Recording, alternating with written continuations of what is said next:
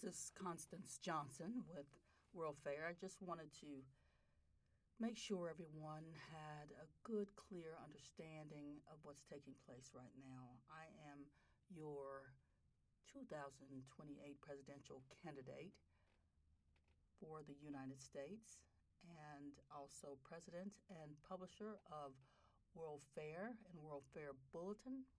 We've started a new publication called Capital Political, which focuses on the federal government and the department's activities and events throughout the year. And we'll post something a few times weekly through Capital Political. And World Fair Bulletin will be podcasts, mostly podcasts, videos, and posts. And we hope that you gain a clear understanding of what your officials are responsible for and what they've done and what they need to do to keep your nations, your states, your cities, your counties clear of violence and moving in a direction of assertiveness and is sustainable. That's what we are here to do, is to make sure that you make good decisions when you're electing your leaders, when you're looking at who out here cares for me, cares for our land, and who will do the job we need. We don't need to focus so much on money. Money appears to be the reinforcement for good behavior, but money can be earned through the lottery and given to a complete fool. Money can be secured through inheritances from your parents, from your relatives, from business owners that really honor you and respect you when they pass away. Money can be acquired through so many different means, lots of money, that we can't base good leadership, good decisions, people who are intellectual enough to make decisions that protect us are not always wealthy. Some of our presidents had experienced quite a bit, but were poor in the process of becoming presidents. And the ones that are living right now will tell you that it's not an easy job. It is full of criticisms and full of violence.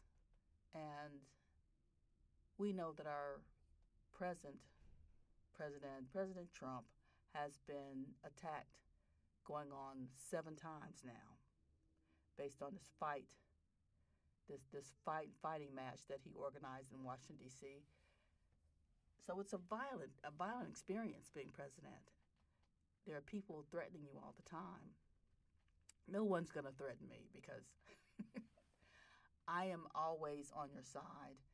There is not one reason to threaten me for doing the work that I'm going to do for you. You'll always be very pleased with the outcome of my work, and my projections will be accurate because I'm an honest person. I never lie. I won't lie to you. The only time that I may change the way I present information to you that may not be perfectly on key is if someone is in danger and I have to work our way out of some kind of danger. If telling you endangers a group of people or endangers somebody in the room, I may change the subject and do something different to protect people. But for the most part, I am perfectly honest with everyone that I talk to and everything that I do. I wanted to look at the topic of war and what we're going through in this present war. There's a couple of wars going on right now. We're not really involved in the war against Russia. We're not involved we've supported Ukraine.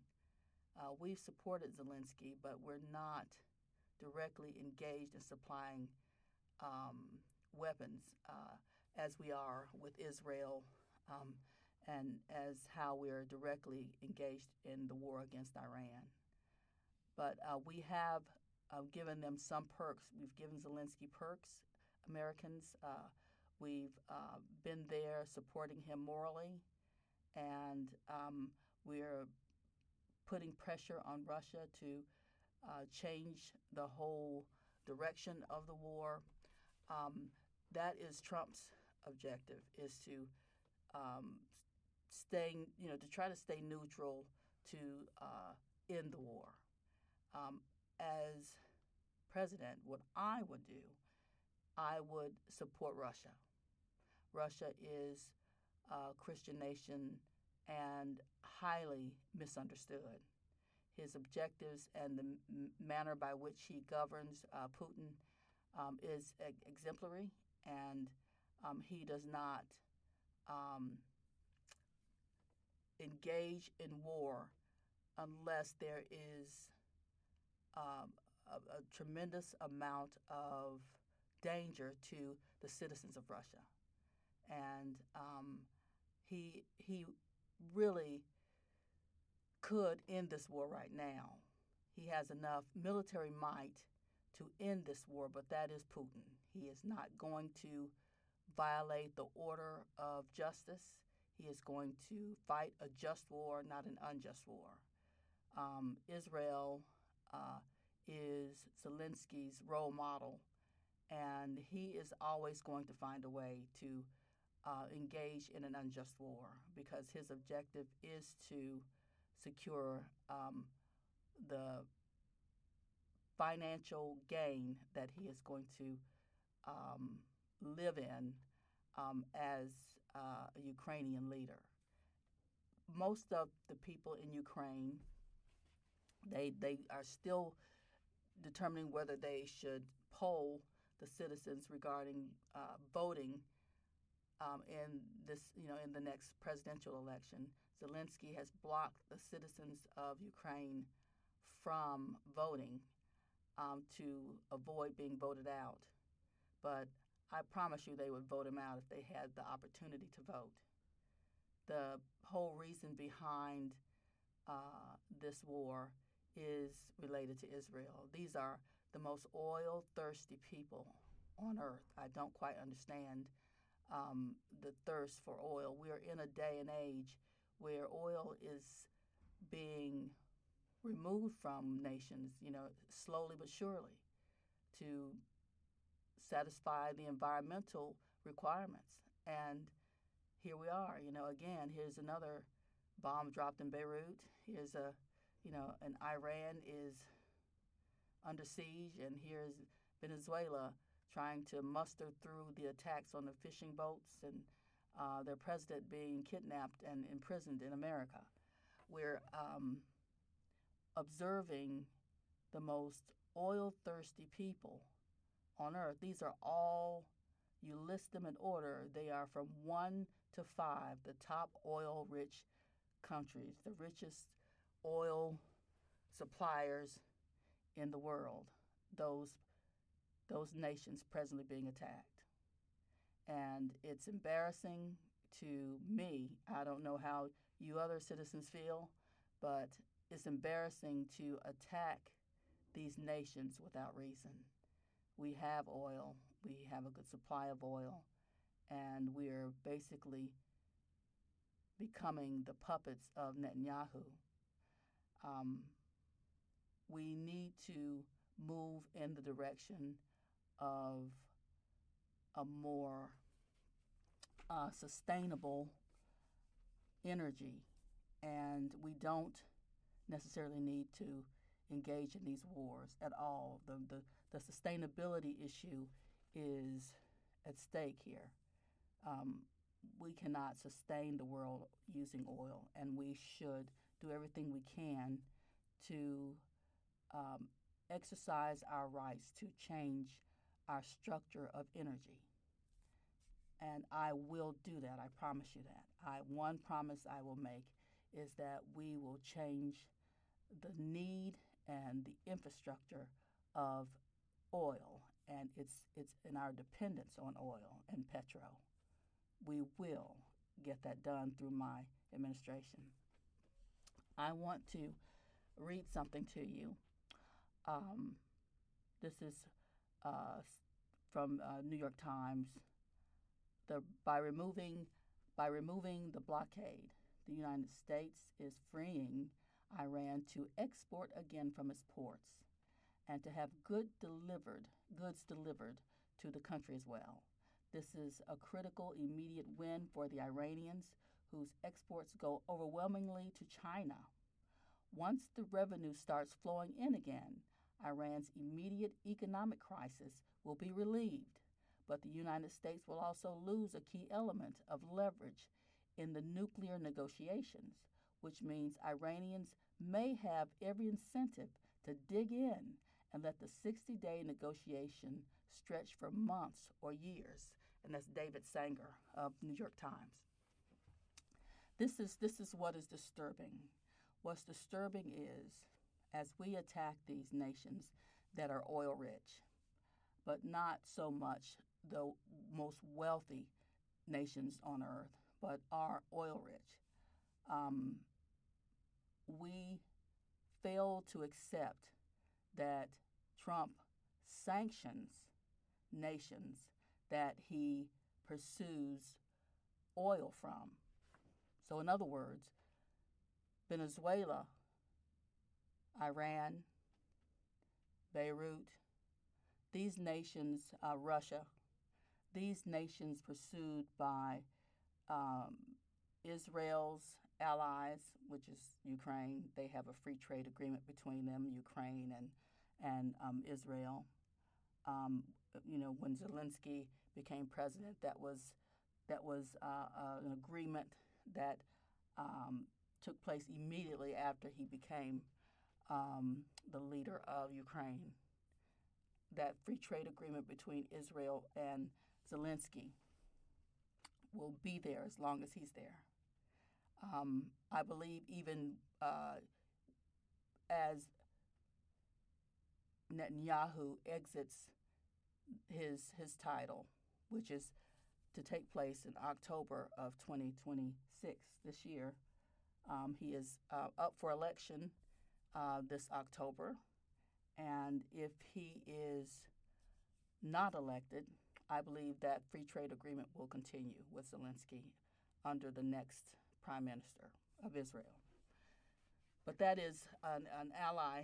They're brothers in culture. They're both Jewish men, Zelensky and Netanyahu. And Netanyahu taught him how to pursue weapons and resources from the United States and European nations. So they are allies indeed. But what we're not understanding is the greed to pursue this oil is something that they have in common. Zelensky and Netanyahu have that in common. These wars to secure oil, to secure lands rich in oil, is something that they are both engaged in constantly and consistently. And this is something that we need to pay close attention to, because Venezuela is sanctioned by Trump and is always under attack by Israel. Iran is also sanctioned by Trump, always under attack by Israel.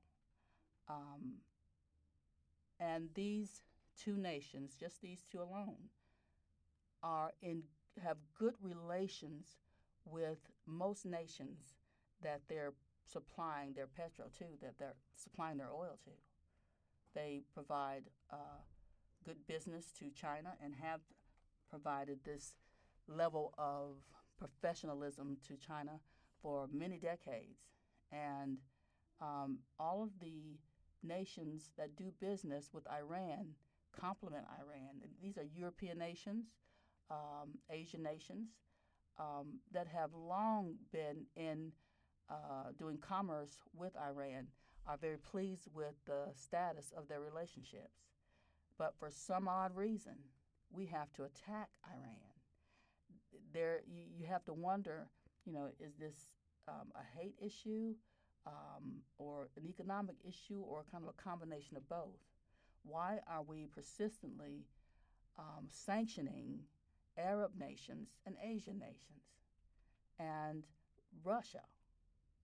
So we have to examine some of the reasons behind why we're in constant war with these nations when we have everything we need that they provide. I'm going to ask that we focus our attention on Israel and that we focus our attention on this election in Israel, because this election, if it goes against Netanyahu, will resolve most of the issues across all around the world when it comes to that need to supply them with weapons to fight these oil-rich nations. It will end this constant level of attack against these nations. And this one man's defeat in this election will change the world completely. And I believe it is going to happen because I know that I am about to move into position to work with these international leaders through the UN and through World Fair, which is my company that does very similar work, but we focus on economic sustainability, World Fair. And we are sure that upon winning this election, I will have greater resolve on many, many issues, namely the environment as it relates to oil reserves. We are in the process of moving to better days, days that we knew would arrive, because we know that this world demands peace and it demands love between us, between the nations, and we know that we're all the same people with a multitude of beautiful ethnicities and cultures to experience that still have a wealth of knowledge and information that we still need to share to resolve a multitude of problems. We have the solutions. We simply need to come together to share them. And we will under my administration. People, we are moving into an age of enlightenment. And we will travel further and we will reach greater numbers. And as our schools are #1 in the world in the United States, they will do vastly more for the world under my administration.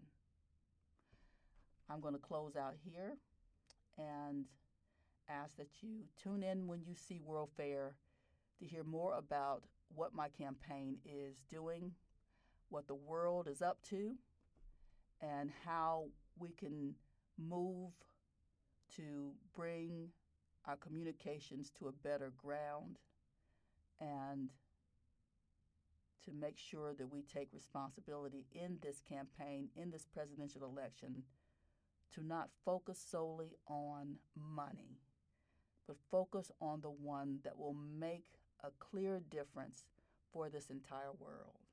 The president's position is an international position that takes care of our nation through relationships with other nations. We have to share so many resources, and it has to be shared in a manner that is respectful and not pompous and narcissistic. Thank you so much for listening. This is Constance, Connie Johnson, presidential candidate for the United States for 2028, president and publisher of World Fair.